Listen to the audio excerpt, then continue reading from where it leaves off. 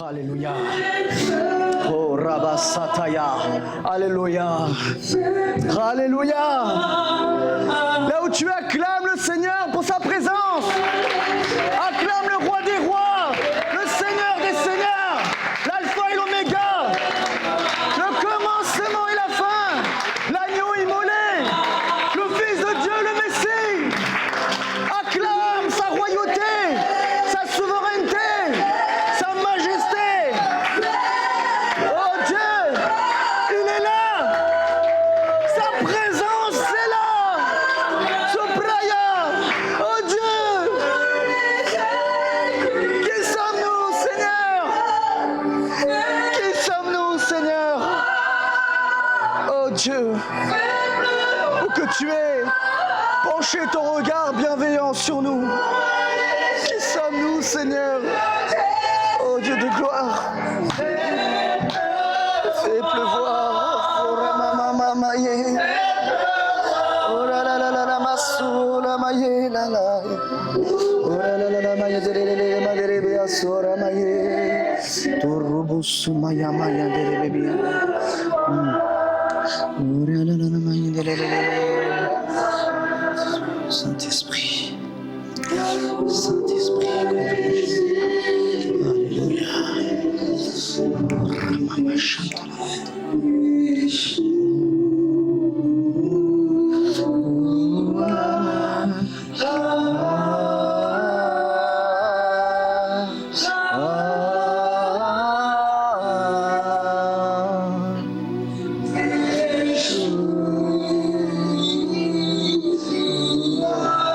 Il ne s'agit pas d'un chant, il s'agit de celui qui t'a sauvé, il s'agit de son nom, le nom qui sauve, le nom qui délivre, le nom qui peut bouleverser ton existence. Si tu l'adores, en le reconnaissant qu'il est ton sauveur, ton Seigneur, qu'il est le maître de ta vie, adore-le. Tels les 24 vieillards qui jetaient leur couronne à ses pieds.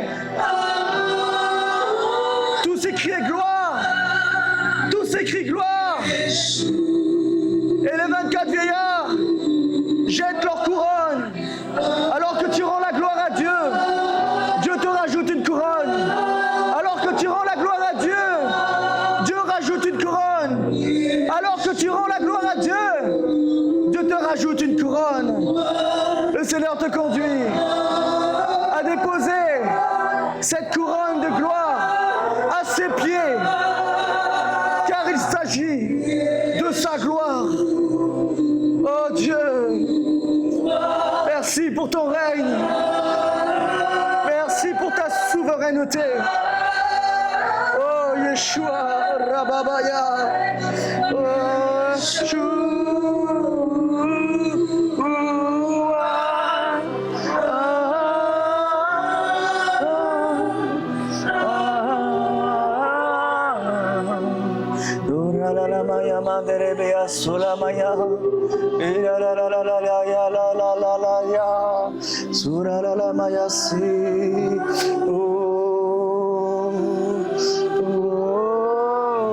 Le Seigneur m'avait montré pendant l'adoration qui a précédé ce moment, cette puissante adoration a dégagé le ciel. Et j'ai vu des oiseaux tournoyer autour. Il y avait un trou et les oiseaux tournoyaient autour. C'est le signe de la libération de la captivité. Il y avait des oiseaux qui étaient emprisonnés, inconscients de leur identité. Car l'oiseau n'est pas fait pour être incarcéré, n'est pas fait pour être emprisonné. L'être humain a normalisé cette vie limitée. Mais Dieu a conscientisé pour nous révéler notre véritable identité, celle de déployer nos ailes, celle de nous envoler et d'aller sur les hauteurs dans sa présence. Et j'ai vu que ces oiseaux sortaient de là. Ces oiseaux avaient répondu à l'appel de Dieu, à l'appel du Créateur envers sa création, l'appel du Créateur envers sa création. Oui. Et ces oiseaux sont sortis. Un par un, ils partaient, ils sortaient. abandonné. Il se laissait transporter sous les ailes du vent, sous le souffle du Saint-Esprit. Et le Seigneur est en train de libérer les captifs. Au-delà des manifestations démoniaques, ça commence par le cœur, car tout démarre du cœur. C'est le lieu sensible, le lieu le plus intime, le plus profond de ta vie, où Dieu veut pénétrer, où Dieu t'appelle. Il veut te sortir des ténèbres pour te ramener à son admirable lumière. Il veut te ramener de la captivité à la véritable liberté. Tu es fatigué d'être affligé à répétition, fatigué et chargé. Quand on parle d'une charge, on parle du cumul d'un poids. Poids sur poids, la maladie gangrène, les problèmes familiaux persistent, les problèmes de couple continuent, la relation avec les enfants se dégrade, plus rien ne va dans ta vie, tu es fatigué et Dieu veut agir. Dieu veut agir, il est ton Père, il est ton Père, il est responsable de ta vie. Il te demande d'y croire. Il te demande d'avoir foi en lui. D'avoir foi que tout est possible avec lui. Il veut libérer ton cœur et ton âme. Tu parles de la Pâque, tu parles de la libération, gloire à Dieu. Mais le Seigneur veut libérer ton cœur avant tout. Il veut que tu sois conscient. Quelle est la signification de la Pâque? Pourquoi la Pâque? Quand on parle de la Pâque, on ne peut être insensible au sang de Yeshua qui a coulé à la croix de Golgotha. Ce même sang que Dieu avait demandé au peuple d'Israël d'asperger sur les linteaux des portes de leur foyer, de leur maison, là où se trouve leur intimité, afin d'être couverts, d'être à l'abri de ses ailes, à l'ombre du Tout-Puissant, afin que le malheur et la mort n'atteignent pas leur maison. Quand on parle de Pâques, Pessa, Pessa veut dire au-dessus de tout, au-dessus. Le Seigneur veut te couvrir. Il veut que le sang soit aspergé sur les linteaux des portes de ton cœur, les linteaux des portes de ta vie, les linteaux des portes de ta destinée, les linteaux des portes de ta famille. Dieu veut que tu sois conscient plus que jamais la puissance et la valeur de son sang. Car c'est le même sang qui a coulé à la croix de Golgotha. Car Jésus est l'agneau immolé, l'agneau sur le trône, qui s'est donné en sacrifice pour toi. Il a été frappé, humilié, transpercé, abandonné, rejeté, trahi. Pour toi, pour ta liberté, pour te libérer du joug, de l'oppression démoniaque dans ta vie. Dieu n'a pas changé, il demeure le même. Lorsqu'on parle de briser le joug, on parle de briser une captivité dans ta vie. La Bible dit dans Isaïe 10, 27 que c'est la graisse qui fait éclater le joug. Mais la graisse, c'est le condensé de l'huile. Et l'huile s'obtient par l'olive. Dieu veut te presser comme l'olive. Il veut enlever les noyaux, la peau, les impuretés qui ne revêtent pas sa sainteté. Dieu veut te presser dans sa présence. Il veut te presser dans sa gloire pour en extirper le pur, le divin à travers toi. Pour que cette huile se transforme en graisse et fasse éclater le joug qui pesait tellement longtemps sur ta vie.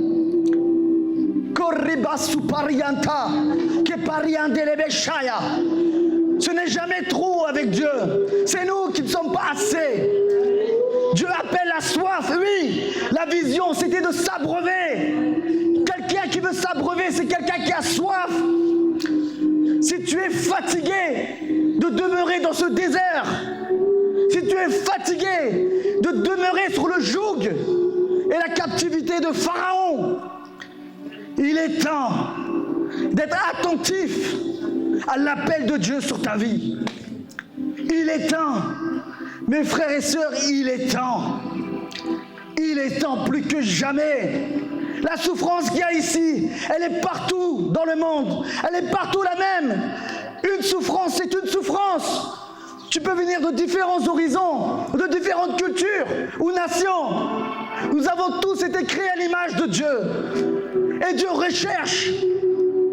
Il recherche sa création pour la libérer de ce joug maléfique, ce joug luciférien, ce joug satanique, le joug de ce système pervers et corrompu. Dieu veut te libérer de cela pour bouleverser ton existence à tout jamais. Tu pries, tu chantes, tu loues, tu adores, tu parles bien, tu chantes bien, tu joues bien. Mais qu'en est-il de ta vie? Que se passe-t-il dans ton foyer? Que se passe-t-il dans ton couple? Que se passe-t-il dans ta relation avec tes enfants? Que se passe-t-il? Dieu cherche la sincérité des cœurs plus que tout. Il te demande maintenant, plus que Amen, Alléluia, et taper des mains. Il te demande de rechercher sa présence. Il te demande de poursuivre son cœur pour que tu puisses être conscient du véritable sens de ton existence sur cette terre. Pourquoi j'existe? Quel est le sens de ma vie? Qu'est-ce que je fais là? Qu'est-ce que Dieu tu attends de moi? Où es-tu? Je veux te voir. Je veux te rencontrer. J'ai des imperfections. Je suis fragile. Je suis faible. Mais j'ai besoin de toi. Tu es où? J'ai entendu parler que tu as donné ta vie pour moi et que ton sang n'a pas séché. Ton sang a une voix. Ton sang parle constamment au ciel pour moi, pour me justifier. Je veux te connaître. J'entends parler du sang puissant de l'agneau. Mais qui est l'agneau? Qui est Jésus? On parle du sang de Jésus, gloire à Dieu. Cette puissance, elle libère. Mais qui est celui qui a versé ce sang pour toi, pour ta liberté? Dieu t'appelle à le chercher. Plus que jamais. Plus que jamais. On parlait des temps difficiles. Oui, dans la première édition, on parlait de cela. À l'instant même où nous sommes ici rassemblés, dans ce confort, dans cette lumière, dans ces belles caméras, ces beaux micros, ces belles chairs, ces ordinateurs, il y a nos frères et sœurs qui souffrent partout dans le monde. Oui, je répète la première édition, je ne changerai pas de message, car c'est ce qui brûle dans mon cœur. Nos frères et sœurs sont torturés, malmenés, ils sont captifs dans des prisons même réelles. Mais beaucoup même ont écrit des livres dans des prisons. Beaucoup même ont vu la gloire de Dieu dans ces prisons. Beaucoup même témoignent de Christ dans ces prisons. Il y a tellement de témoignages à l'appui. Et même dans la parole, alors qu'on parle de Apocalypse, selon Jean. Mais Apocalypse a eu toutes ces visions en prison. Il était à Patmos, dans cette captivité, dans ce milieu carcéral, oppressant, obscur. Mais ses yeux étaient tournés vers l'agneau, tournés vers celui qui l'a sauvé, tournés sur son maître. Alors qu'il était celui qui couchait sa tête sur la poitrine de Jésus. Mais on voit que dans l'Apocalypse, il découvre une autre dimension de Jésus, où il s'incline. Il n'a plus sa tête sur sa poitrine. Il s'incline devant le roi des rois, devant le Dieu puissant et glorieux. Il voit toute cette dimension de gloire. Torabashakataya. Ce n'était pas prévu. Orikamandelebeshaya. Torregadelebeshaya. C'est dans Apocalypse 4:1. Après cela, je regardais et voici une porte était ouverte dans le ciel. Il y avait une porte ouverte dans le ciel que j'ai vue là cet après-midi. Alléluia. La première voix que j'avais entendue comme le son d'une trompette et qui me parlait dit: monte ici et je te ferai voir ce qui doit arriver dans la suite. Aussitôt, je fus ravi en esprit. Donc quand on parle qu'il fut ravi en esprit, c'est qu'il fut pris de force. Donc ce que Dieu attendait, c'est juste un cœur disposé. Il t'appelle, mais c'est à l'intérieur que ça se passe. Plus que tes pas de danse, c'est l'intérieur la décision. Alléluia. Je ne suis pas en train de décourager quelqu'un, mais je suis poussé dans l'esprit à te dire d'être focalisé maintenant sur la priorité de Dieu. Il te veut toi. Il t'aime. Tu as de la valeur à ses yeux. Peu importe ton passé, peu importe ce que tu as commis, même de plus abominable, il peut changer le cours de ton existence. Mais c'est une question de décision avec Dieu. Alléluia. La décision vient du cœur avant tout. Tout démarre du cœur. Alléluia. Gloire à Jésus. Donc aussitôt, Dieu dit, il appelle à monter. Dieu t'appelle à monter, à voir sa gloire, à monter dans l'intimité de sa présence. Monte.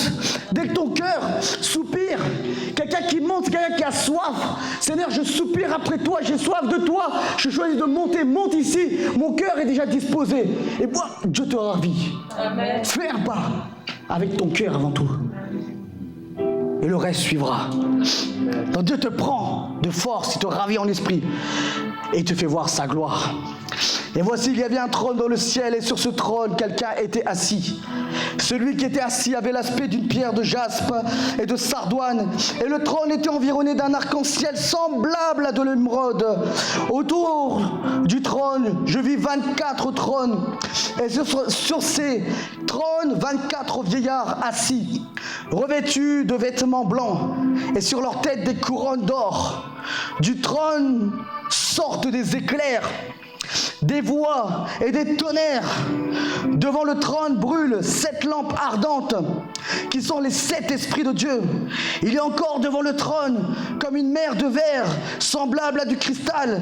Du milieu du trône et autour du trône il y a 4 êtres vivants remplis de Dieu devant et derrière. Le premier être vivant est semblable à un lion. Le second être vivant est semblable à un veau. Et le troisième être vivant a la face d'un homme. Si vous remarquez bien, on parle toujours de semblable à un lion. On ne parle pas d'un lion. On parle de semblable à un lion, semblable à un veau, semblable. Mais quand on parle de l'homme, on dit avait la face d'un homme. Dieu a une considération particulière pour l'homme. Alléluia. Il nous a créé à son image.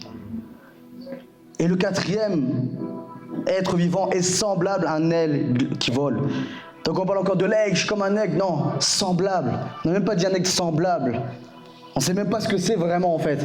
Comme un lion, comme un veau, comme un aigle. Mais à la face d'un homme. Alléluia.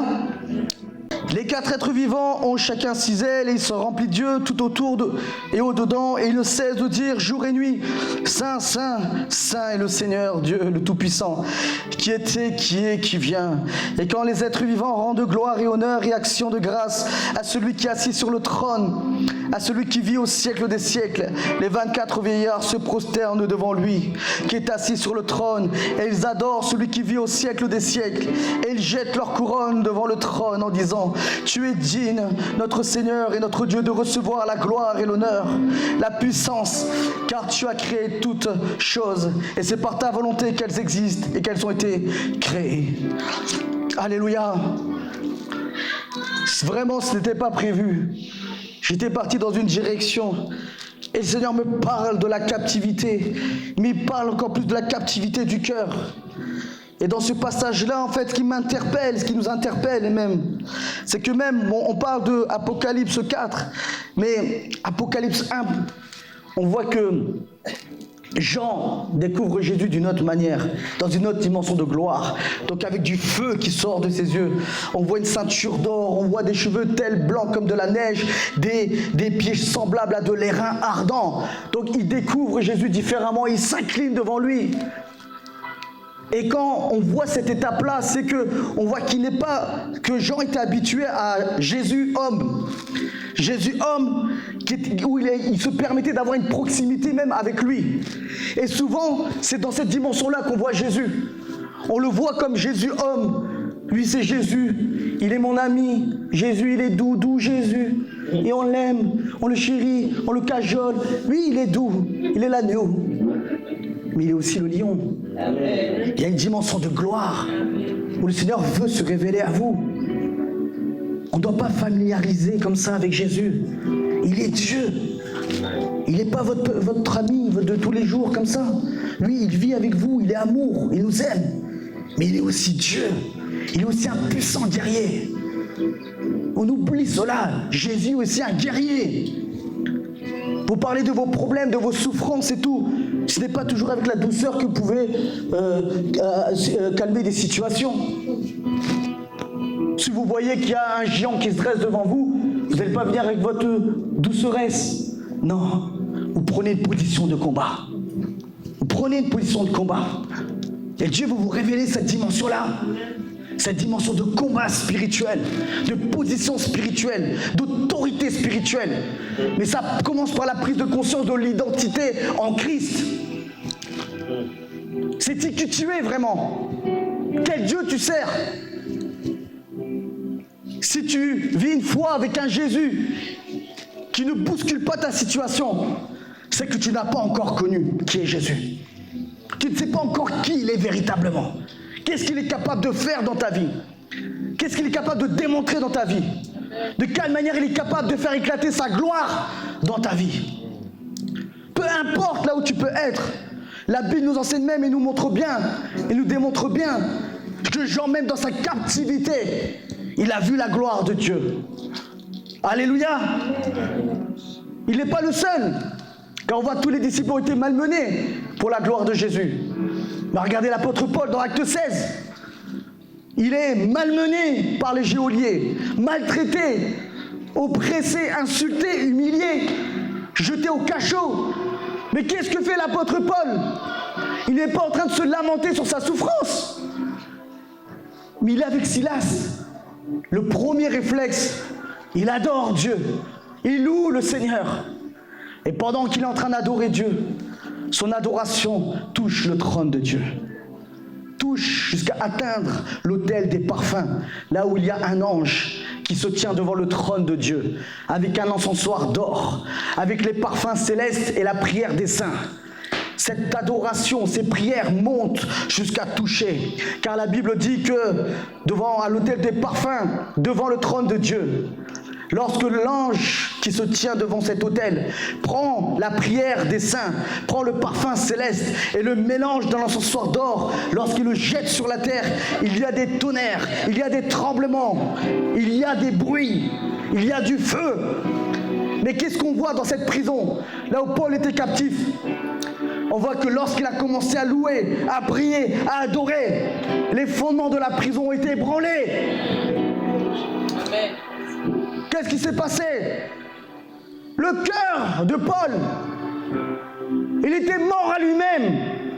Rien ne pouvait l'arrêter. Il était un véritable disciple. Les disciples que Jésus appelle. Si tu veux être un disciple, renonce à ta propre vie. Meurs à toi-même pour ressusciter en Christ. Quand tu es mort en Christ, peu importe les vents de l'adversité, ils ne peuvent te tuer parce que tu es déjà mort. Amen. Alléluia. Dieu t'appelle à mourir dans sa présence, ressusciter dans sa présence, demeurer dans sa présence, car tel il est, tel nous sommes et tel nous devons être et tel nous allons être.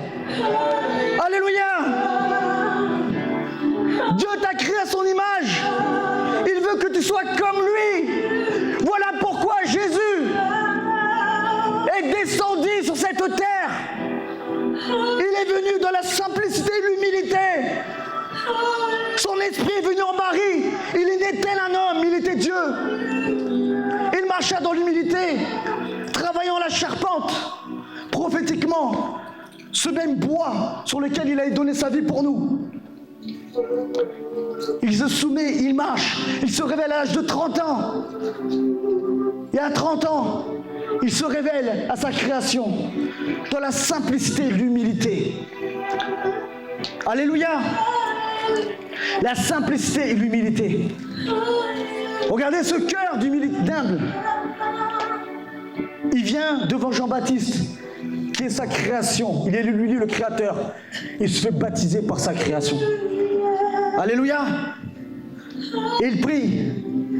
Et pendant qu'il prie, le ciel s'ouvrit. Pendant qu'il prie, il y a une puissance dans la prière. Il prie, le ciel s'ouvre. Et le Père parle. Celui-ci est mon fils bien-aimé, en qui j'ai mis toute mon affection. Et le Saint-Esprit descendit sur lui, sous une forme corporelle d'une colombe.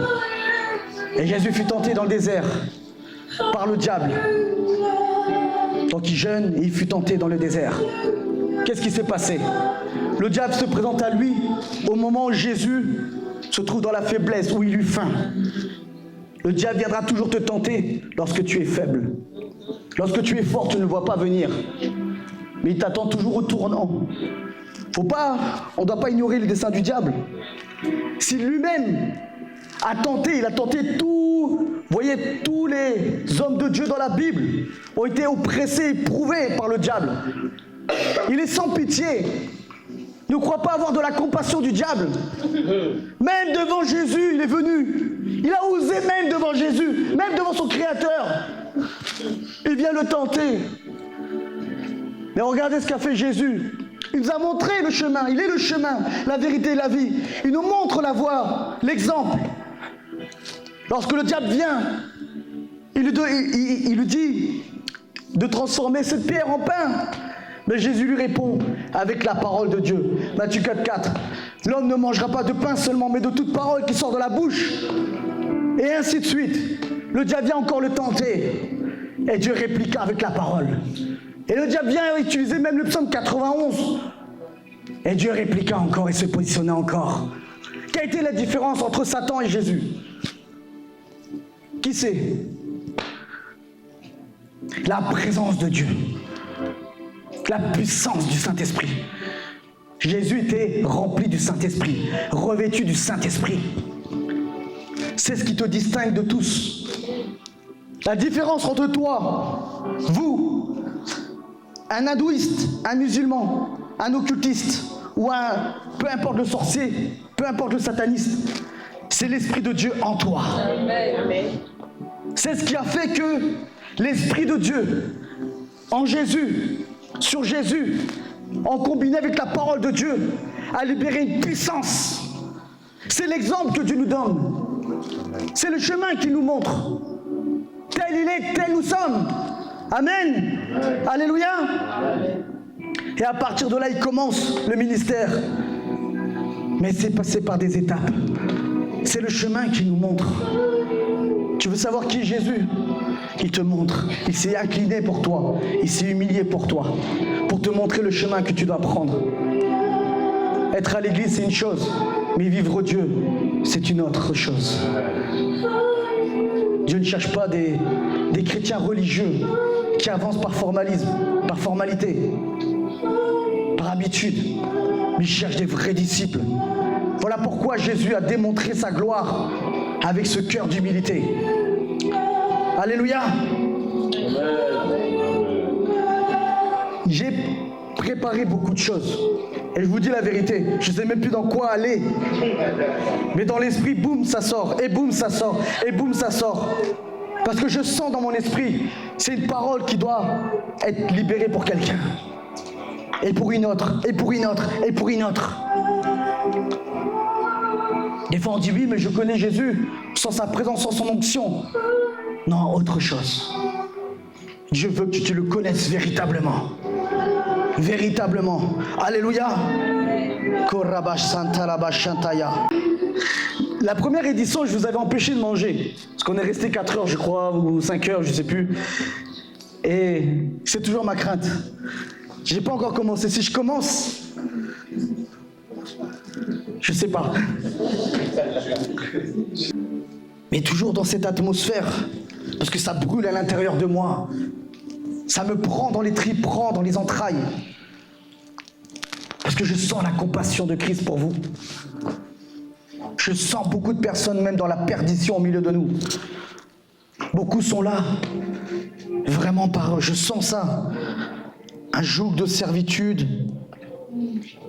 Des personnes qui avancent avec Dieu, mais qui ne vivent pas le plan de Dieu. Ils s'arrêtent à une vision limitée sur ce qu'ils voient. Et cela est contraire au langage de la foi que Dieu nous demande d'avoir. Dieu nous demande d'avoir ce langage divin, ce langage conforme à la parole de Dieu, conforme à ce que lui dit et non pas sur ce que les circonstances te montrent ou te révèlent. Alléluia. Est-ce que quelqu'un est avec moi? Amen. Est-ce que quelqu'un est avec Dieu? Amen. C'est le plus important. Alléluia. Amen. Dieu est fidèle, Dieu il ne change pas. Mais quand on parle de Moïse, il y a une étape, j'ai envie de sauter, mais je vais revenir quand même à cela.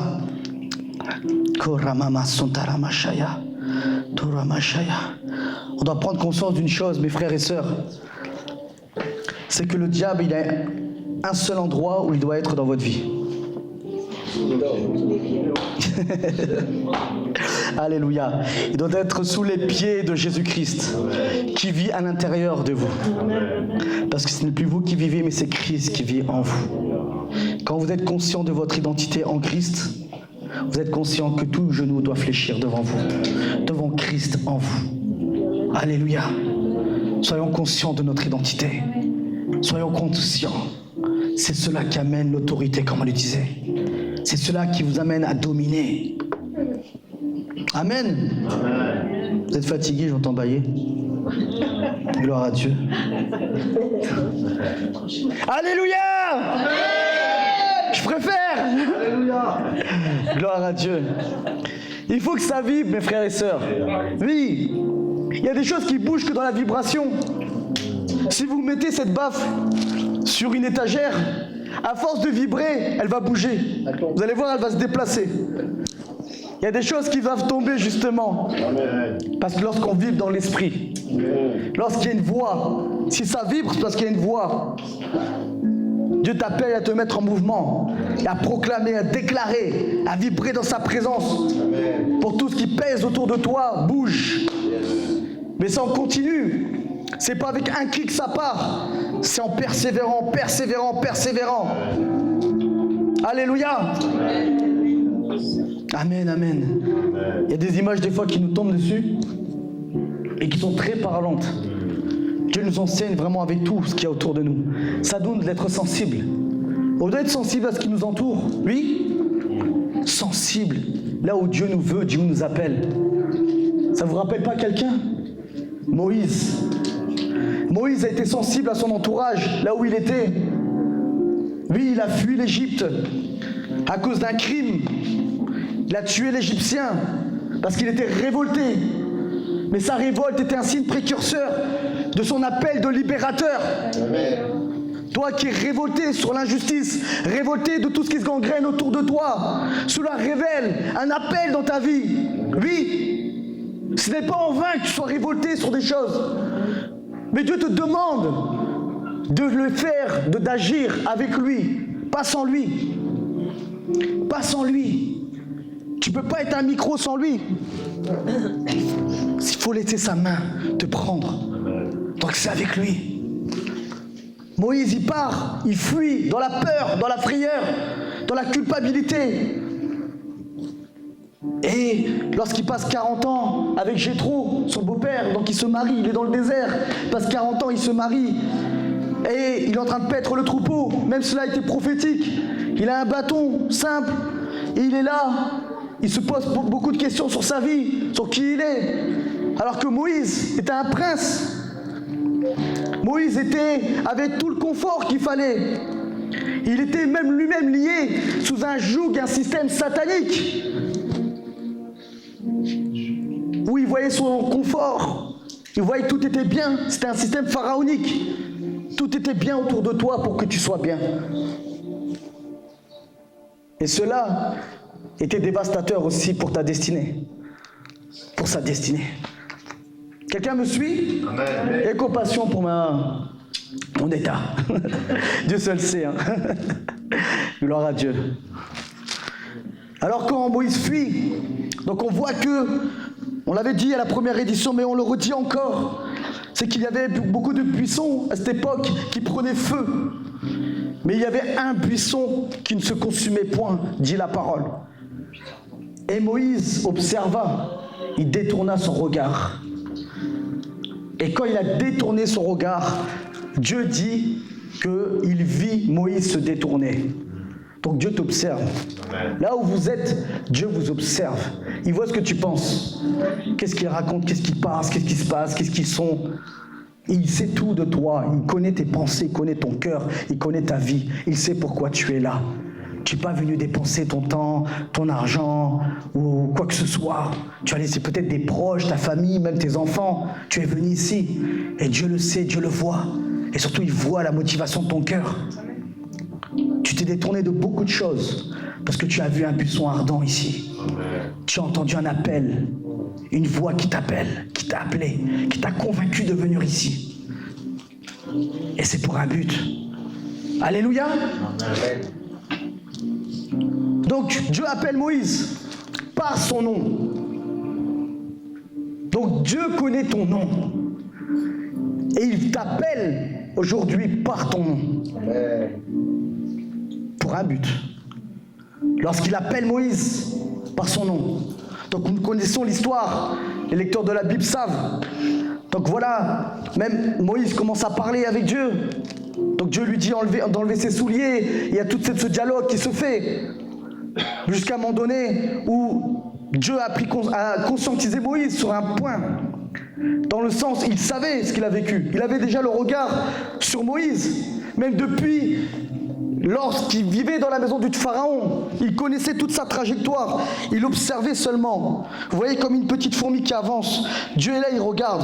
Il t'observe. Il sait par quoi tu passes, tout ce que tu traverses. Mais il t'observe seulement. Parce qu'il a senti en toi un cœur révolté sur l'injustice. Il a senti en toi quelque chose qui cherche une vérité, une soif qui attend d'être abreuvé. Amen. Et il est celui qui est la source et qui veut te verser ces torrents de grâce. Jusqu'à un moment donné, il t'a observé et boum, il s'est manifesté à toi. Il attendait que tu t'arrêtes. Si Moïse s'est arrêté et a observé, c'est qu'il était très attentionné dans tout ce qui se passait autour de lui. Il était très attentionné. Il y avait une distinction. Il y avait quelque chose de surnaturel qui l'attirait, qui l'appelait. Mais c'est de Dieu. Car la Bible dit que Jésus dit, nul ne vient à moi si c'est le Père qui ne l'attire. Quand Dieu t'appelle, sois sensible, ne résiste pas. Car il en va de ta destinée. Donc Dieu appelle Moïse. Et comme nous connaissons ce point où j'aime le partager à chaque fois. Donc Dieu sait que Moïse a peur. Il culpabilise. Il est effrayé. Et il dit, que tiens-tu dans la main? Donc on parle de son bâton de berger. Et Moïse présente ce bâton. Il dit, jette ce bâton, jette cette verge. Il jette cette verge. Elle se change en serpent. Et la Bible dit que Moïse fuya devant le serpent. Donc il a fui devant Pharaon. Il a fui devant Pharaon. Et Pharaon, on voit souvent, il a un cobra aussi sur sa couronne. Donc il fuit. Donc c'est une emprise en fait démoniaque qui l'oppressait. Donc il fuit devant le serpent. Et Dieu dit, prends ce serpent par la queue. Je rappelle ce point, beaucoup ont déjà entendu ça, je sais. Mais c'est plus fort que moi. Il faut que je le dise encore. Amen. Alléluia. Prends ce serpent par la queue. Quand tu prends le serpent par la queue, c'est là où tu es le plus vulnérable. C'est là où le serpent peut piquer tes yeux. C'est là où il peut te tuer. Quand il y a un serpent, on écrase sa tête, on prend sa tête. Mais non, Dieu est plus sage que nous, il sait ce qu'il fait. prends ce serpent par la queue. Moïse le fait en obéissant. Il a fui sur le coup, mais il a obéi à Dieu. Et lorsqu'il a pris ce serpent fut changé en bâton. Et à ce moment-là, depuis cette rencontre, Moïse n'a plus jamais eu peur. Il a été libéré de cette peur. Oui. Et dans cette rencontre avec le buisson ardent, on voit que ce feu a jailli dans le cœur de Moïse. Dieu a oint Moïse. Il lui a donné cette onction, cette force, cette capacité surnaturelle, spirituelle, surnaturelle. Il lui a dit, je fais de toi Dieu devant Pharaon. Extraordinaire avec Dieu. Merveilleux avec Dieu. Il fait de Moïse Dieu devant Pharaon. Donc il le renvoie vers son oppresseur qu'il avait fui pendant 40 ans, 40 années. Tu as fui pendant 40 années, plus de 40 années, ou je ne sais pas combien d'années, tu as fui une situation dans ta vie. Tu as fui des oppresseurs dans ta vie. Mais Dieu t'appelle aujourd'hui à les confronter avec lui. Amen. Oui, un chrétien ne doit pas fuir ses problèmes, il doit les affronter. Tu ne dois pas fuir tes problèmes, tu dois les affronter. Et quand on parle d'affronter des problèmes, ça prend plusieurs aspects. On parle même de la force de pardonner, la force d'aimer, la force d'appeler, la force d'aller. Alléluia. Et beaucoup plus loin. Je regarde le temps aussi en même temps. Mais chaque point, ça nous emmène dans une direction. Chaque point, ça nous amène dans une direction. Mais voilà, donc Dieu oint Moïse, il équipe Moïse et il envoie Moïse. Et Moïse vient devant Pharaon. Et la présence de Dieu qui accompagnait Moïse à neutraliser même les démons autour dans le palais de Pharaon. Personne n'arrêta Moïse. Moïse est venu jusqu'à rencontrer Pharaon. Et il lui parle de la part de Dieu. Et Dieu frappa les plaies. Il frappa les plaies. Alléluia. Il frappe, il frappe, il frappe. Mais Pharaon résiste encore. Il résiste encore. Et il résiste encore. C'est un peu des fois ce qu'on vit. Tu viens, tu vis des combats spirituels. Et tu pries, tu jeûnes, tu déclares, tu proclames. Mais il y a encore une résistance. Il y a quelque chose qui résiste. Mais on se demande des fois pourquoi et comment. Et ce qu'on doit comprendre, c'est que la Bible dit que c'est Jésus qui permet cela. Dieu permet cela parfois et souvent. Parce que là, Dieu avait endurci le cœur de Pharaon. Mais pourquoi? Parce qu'il voulait faire éclater sa gloire. Amen. Alléluia. Je vais venir maintenant sur ce point-là.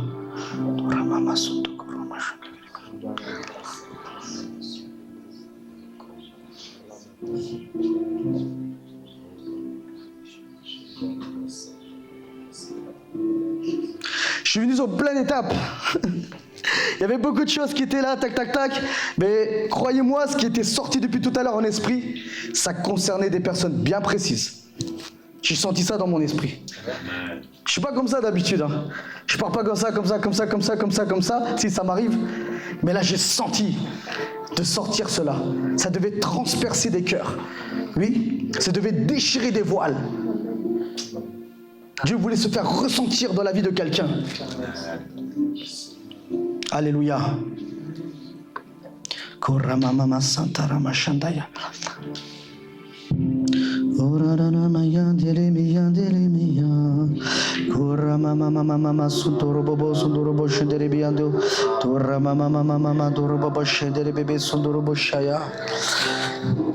Seigneur Jésus, vous savez ce que le Seigneur me montre au milieu de nous? Je vois vraiment des jougs très forts sur la vie de beaucoup de personnes d'entre vous. Je dis, mais Seigneur, mais c'est quoi? Qu'est-ce que tu veux que je libère là, maintenant, cet instant même? Et il me montre beaucoup des jougs, je vois, mais forts, hein, même des serpents enroulés autour des cous. Et vous avez du mal à vous dégager de cela. Vous avez prié beaucoup, beaucoup, beaucoup, mais ça ne change pas. C'est le joug du Pharaon qui est sur vous.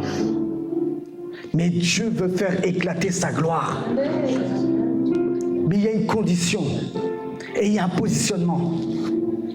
C'est celui d'obéir. Dieu t'appelle. Il appelle le libérateur qui sommeille en toi. Alléluia. Ce libérateur à le rencontrer, à le vivre, pour voir ta vie être bouleversée et à bouleverser aussi à ton tour. Tu ne peux libérer les captifs si tu n'es toi-même pas libéré à l'intérieur de toi.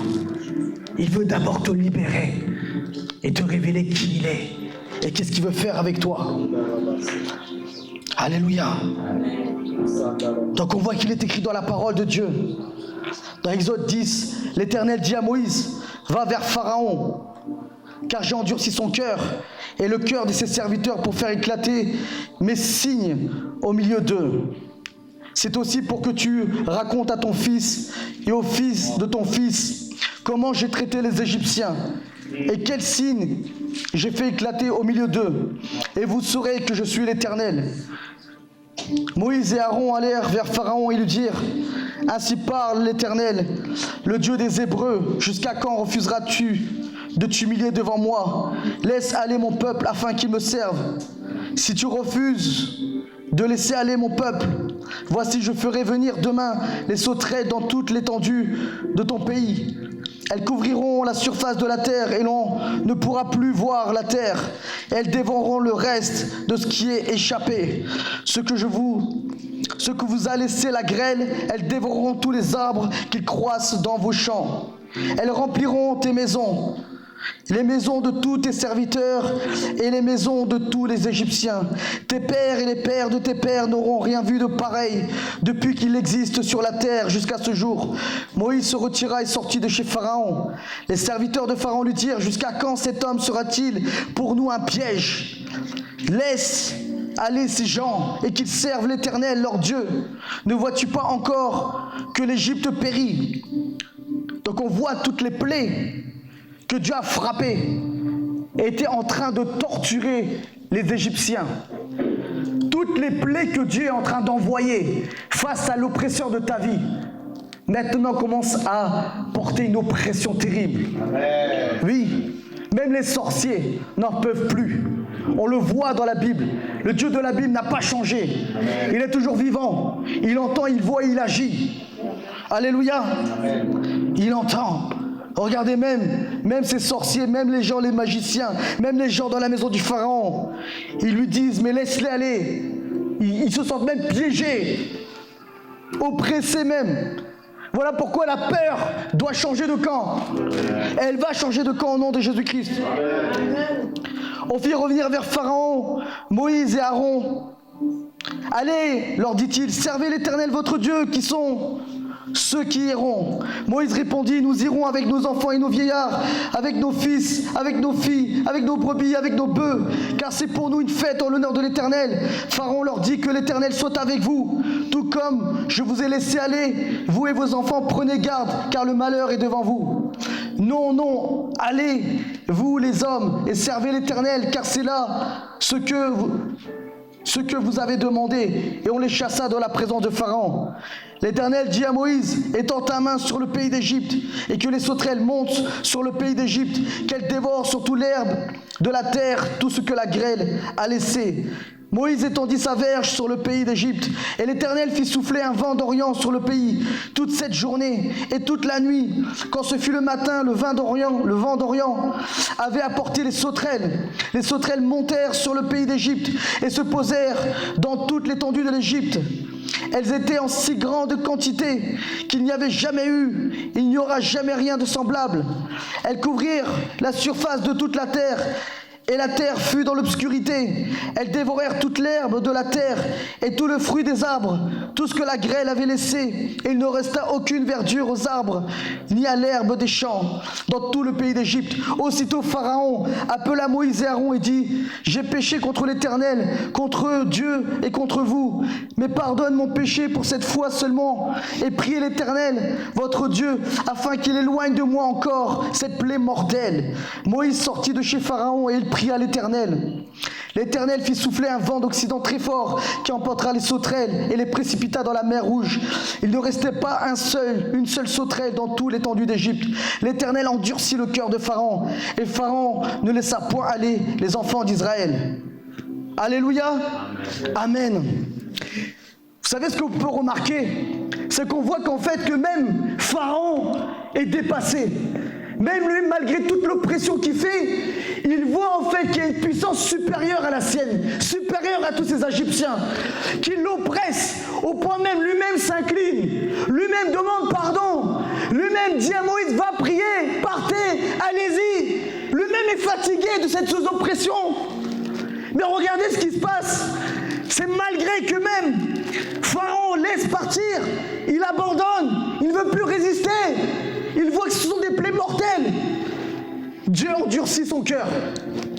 Donc ce qui donne la force à Pharaon de résister et d'oppresser encore, ce qui est étrange, c'est une force que Dieu même lui donne. Il endurcit le cœur de Pharaon. Parce que lui-même demande pardon. Lui-même dit j'arrête, je lâche prise.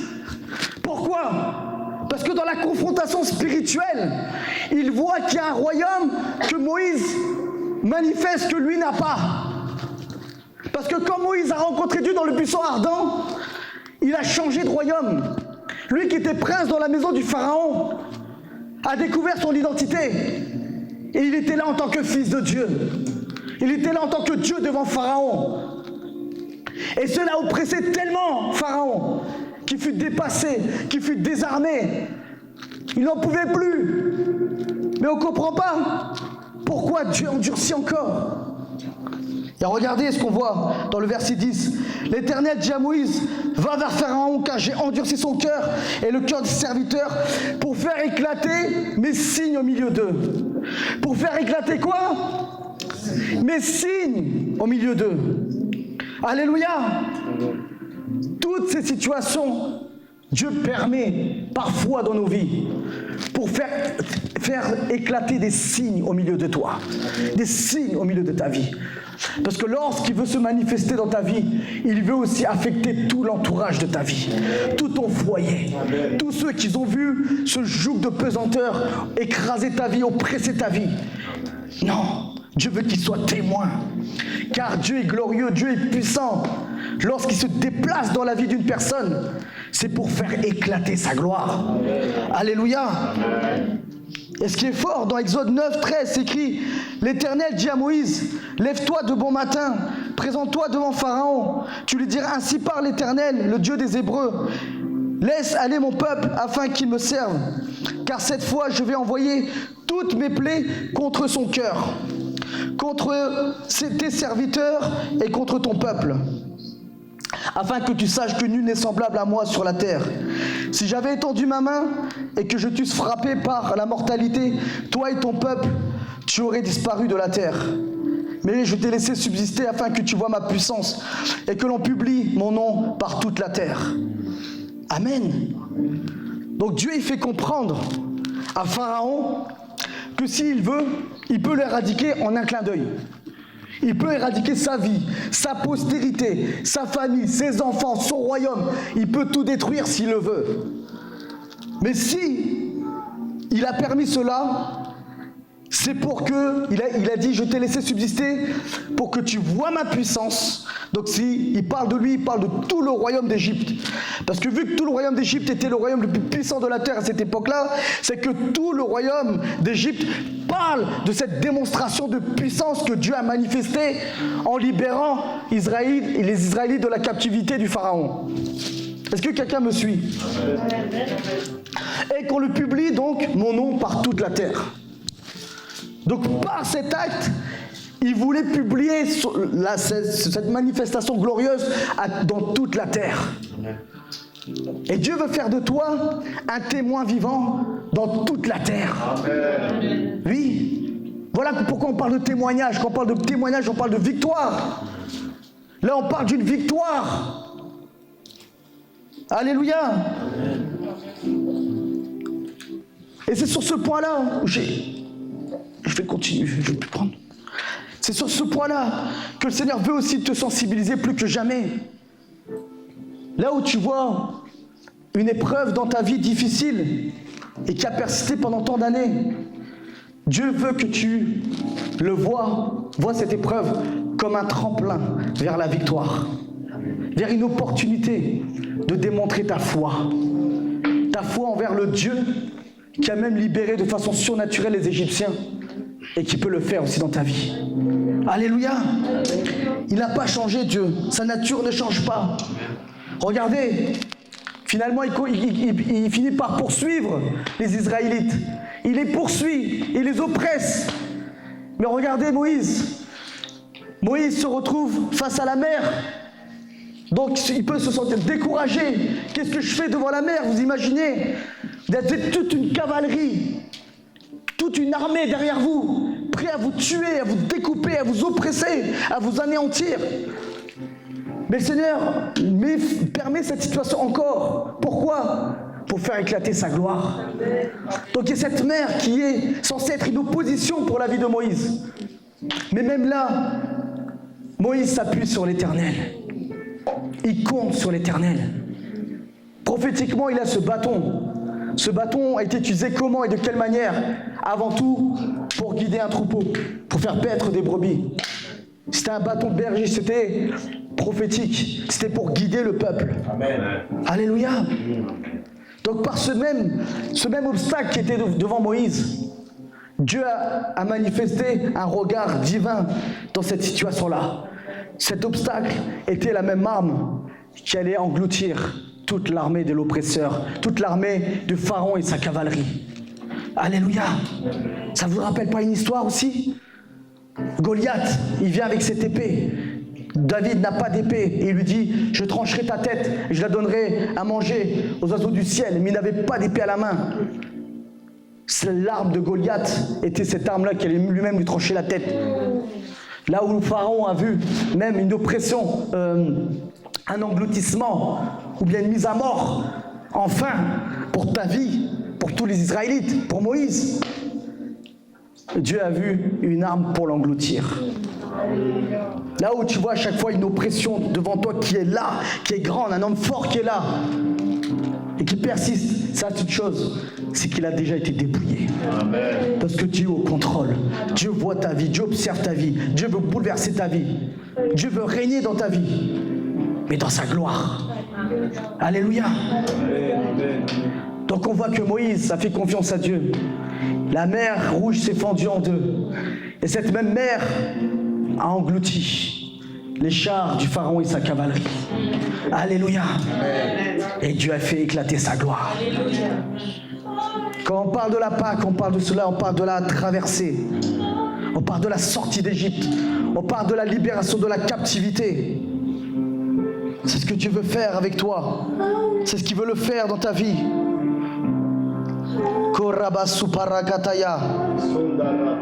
La Bible dit dans Isaïe 61, l'Esprit du Seigneur, l'Éternel est sur moi, car l'Éternel m'a oint pour porter de bonnes nouvelles aux malheureux. Il m'a envoyé pour guérir ceux qui ont le cœur brisé, pour proclamer aux captifs la liberté et aux prisonniers la délivrance, pour publier une année de grâce de l'Éternel et un jour de vengeance de notre Dieu, pour consoler tous les affligés, pour accorder aux affligés de Sion, pour leur donner un diadème au lieu de la cendre, une nuit de joie au lieu du deuil, un vêtement de louange au lieu d'un esprit abattu, afin qu'on les appelle des térébins de la justice, une plantation de l'Éternel pour servir à la gloire, à sa gloire. Et on voit que dans Luc 4 au verset 18, Jésus proclame cette prophétie de l'Ancien Testament. Donc, c'est le premier rouleau qui déballe. L'Esprit du Seigneur est sur moi parce qu'il m'a oint pour annoncer une bonne nouvelle aux pauvres.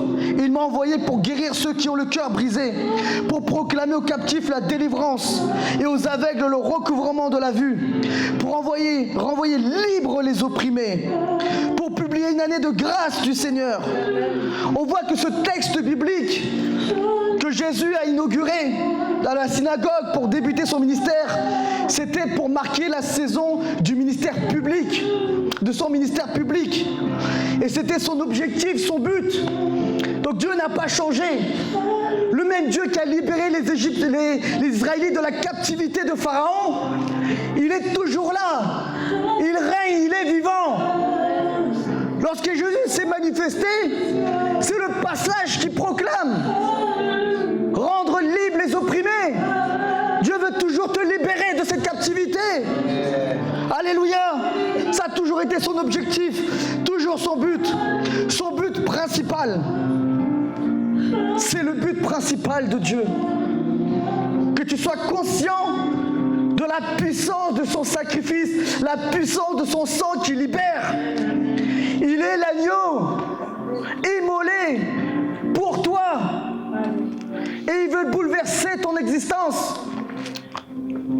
Jésus a dépouillé les œuvres des ténèbres.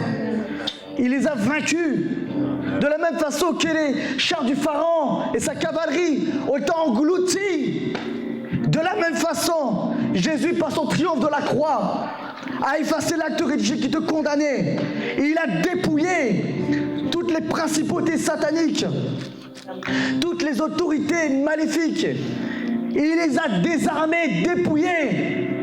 Ton ennemi est vaincu.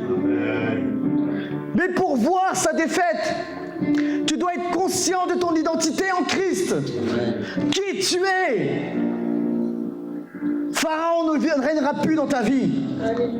Tu sors du joug de sa maison. Peu importe d'où tu viens. Même si tu as touché à l'occultisme. Moïse était plongé dans l'occultisme. Moïse était enseigné dans toute la science égyptienne. Il a fait de la sorcellerie. Il a fait toutes ces choses. Il a commis des crimes. Mais il a rencontré Dieu. Ce feu a embrasé sa vie, a consumé sa vie. Et il a libéré tout un peuple avec l'aide de Dieu. De façon surnaturelle. Jusqu'à ce qu'on entende, jusqu'à aujourd'hui, les exploits que Dieu a fait à travers Moïse. Alléluia. Et ça va beaucoup plus loin. Ça va beaucoup plus loin avec Moïse. Ça va beaucoup plus loin. Turabashakataya. Turrekataya. Excusez-moi, mais je dois partager ça. Ça va beaucoup plus loin. C'est qu'on voit que Dieu est avec Moïse. Donc Dieu l'accompagne surnaturellement. Il y a la nuée, il y a la colonne de feu, il y a cette gloire. Exode 33. L'Éternel dit à Moïse, va part d'ici. Toi, le peuple que tu as fait sortir du pays d'Égypte, monte vers le pays que j'ai juré de donner à Abraham, à Isaac et à Jacob, en disant, je le donnerai à ta postérité. Donc c'est Dieu qui dit, j'enverrai devant toi un ange, je chasserai les Cananéens, les Amoréens, les Étiens, les Phérésiens, les Éviens et les Jébusiens. Monte vers ce pays où coule le lait et le miel. Mais je ne monterai point au milieu de toi, de peur que je ne te consume en chemin, car tu es un peuple au cou roide. Alléluia. Donc on voit, donc je vais sauter un peu, donc verset 9. Donc lorsque Moïse était entré dans la tente, la colonne de nuée descendait et s'arrêtait à l'entrée de la tente, et l'Éternel parlait avec Moïse. Tout le peuple voyait la colonne de nuée qui s'arrêtait à l'entrée de la tente. Tout le peuple se levait et se prosternait à l'entrée de sa tente. L'Éternel parlait avec Moïse face à face, comme un homme parle à son ami.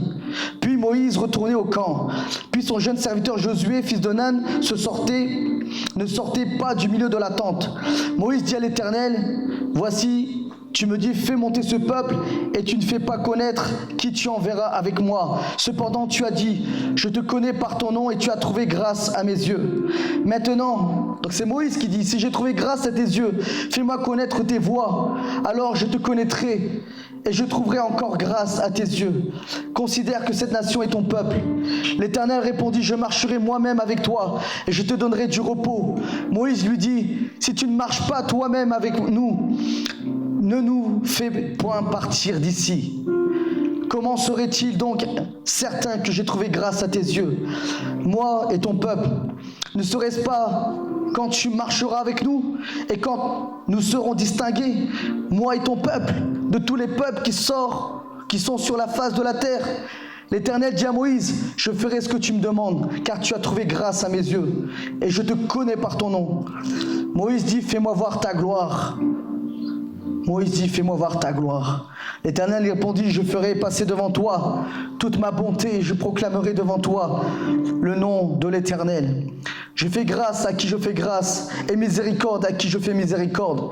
L'Éternel dit, tu ne pourras pas voir ma face, car l'homme ne peut me voir et vivre. L'Éternel dit, voici un lieu près de moi et tu te tiendras sur le rocher. Sur le rocher, quand ma gloire passera, je te mettrai dans le creux du rocher. Et je te couvrirai de ma main jusqu'à ce que j'ai passé. Et lorsque je retournerai ma main, tu me verras par derrière. Mais ma face ne pourra être vue. Alléluia. Ce passage est très puissant. Car on voit que malgré que Moïse a vu la puissance de Dieu, donc il avait reçu l'onction de Dieu dans le buisson ardent, malgré qu'il a vu Dieu agir en frappant l'Égypte, en frappant Pharaon, la maison de Pharaon, par les 10 plaies d'Égypte, malgré qu'il a vu la mer Rouge être fendue en deux, malgré qu'il a vu toute cette dimension de gloire, Moïse a demandé une chose: je veux voir ta gloire. Je veux voir ta gloire. Vous imaginez, Dieu dit à Moïse, j'enverrai mon ange, j'enverrai devant toi un ange, et je chasserai les Cananéens, les Amoréens, les Évites. Donc il envoie son ange. Mais malgré cela, non. Malgré toute cette dimension de puissance, Moïse n'est pas satisfait. On parle de la soif. On parle d'une insatisfaction. Il voulait plus. Vous imaginez, il voit Dieu dans le buisson ardent. Il voit les signes, les miracles, les prodiges. Il parle avec Dieu comme un ami. Donc, Dieu est avec Moïse. Dieu aime Moïse. Il fait même une prière: si j'ai trouvé grâce à tes yeux. Et Dieu lui dit: oui, tu as trouvé grâce à mes yeux. Moïse a touché le cœur de Dieu dans son attitude de cœur. Mais malgré tout ça, Moïse refuse d'avancer encore. Il dit: j'envoie mon ange. Non. Je n'irai pas, je ne continuerai pas si tu n'es pas avec nous, si tu ne marches pas toi-même avec nous. Donc plus qu'un ange, plus qu'un signe, plus qu'un miracle, plus que des prodiges, Moïse a soupiré à voir Dieu lui-même avec lui. Il a soupiré à voir sa face. Il était fatigué de voir toujours une main agir, une main agir, une main agir. Il voulait voir qui était celui qui a envoyé cette main. Plus que l'onction, Dieu veut que tu cherches le Dieu de l'onction. Plus que la délivrance, Dieu veut que tu cherches le Dieu qui délivre. Plus que la guérison, Dieu veut que tu cherches le Dieu qui guérit. Plus que les miracles, Dieu veut que tu cherches le Dieu qui fait des miracles, des signes et des prodiges. Et c'est ce que Moïse a soupiré. Et c'est ce que Dieu veut que tu aies comme soif. Comme David a fait, mon âme soupire après des cours d'eau. Comme une biche soupire après toi. Comme une biche soupire après des cours d'eau. Mon âme soupire après toi. Le soupir, c'est le soupir qui t'amène à vouloir t'abreuver. Mais là, on parle de façon naturelle. Mais juste identifiez-vous quelques instants à Moïse. Avec toute cette dimension de puissance. Mais moi, chaque fois que je repasse cette parole dans mon cœur, je suis complètement émerveillé, complètement bouleversé. Mais comment se fait-il avec toute cette dimension de gloire? Il demande encore. Et c'est là que je découvre, non, c'est ce qui plaît à Dieu. Amen. Dieu veut que tu cherches son cœur et sa face. C'est par ça qu'on avait commencé dès le début. Dieu aspire à ce que tu soupires après lui. Amen. Alléluia. Dieu t'appelle cet après-midi à venir à la source. Ne te contente pas de l'eau qu'on te donne. Va t'immerger dans la source. Plonge dans sa présence.